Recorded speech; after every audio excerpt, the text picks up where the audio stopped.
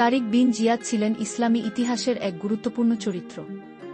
711 খ্রিস্টাব্দে উত্তর আফ্রিকার গভর্নর মুসা বিন নুসাইর তাকে 7000 সৈন্য নিয়ে স্পেনে প্রেরণ করেন।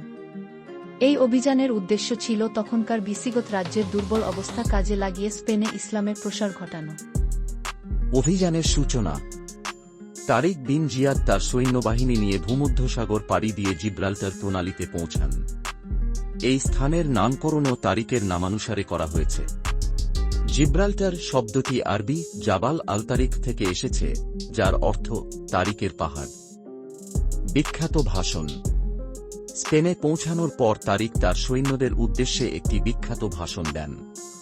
তিনি সৈন্যদের বলেছিলেন, পেছনের সমুদ্র পুড়ে গেছে, সামনে বিজয় বা শহীদী মৃত্যু ছাড়া আর কোনো পথ নেই।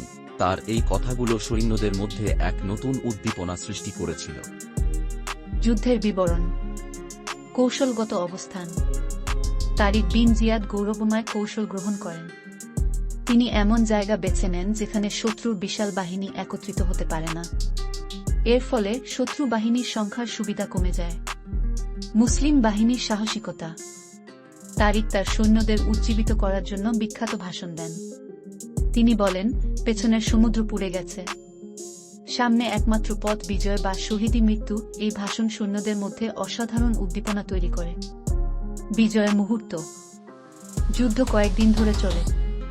মুসলিম বাহিনী রডারিকের বাহিনীর কেন্দ্রবিন্দুতে আঘাত হানে এবং রাজাকে হত্যা করে। রডারিকের মৃত্যু ভিসিগত শাসনের পতন নিশ্চিত করে। মুসলিম বাহিনী স্পেনের দক্ষিণে বেশ কয়েকটি গুরুত্বপূর্ণ শহর দখল করে, যার মধ্যে কর্ডোভা এবং গ্রানাডা উল্লেখযোগ্য।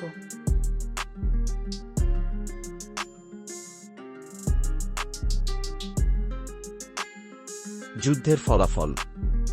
এই যুদ্ধে মুসলিম বাহিনীর বিজয়ের মাধ্যমে আন্দালুসিয়া, স্পেন অঞ্চলে ইসলামী শাসনের সূচনা হয়।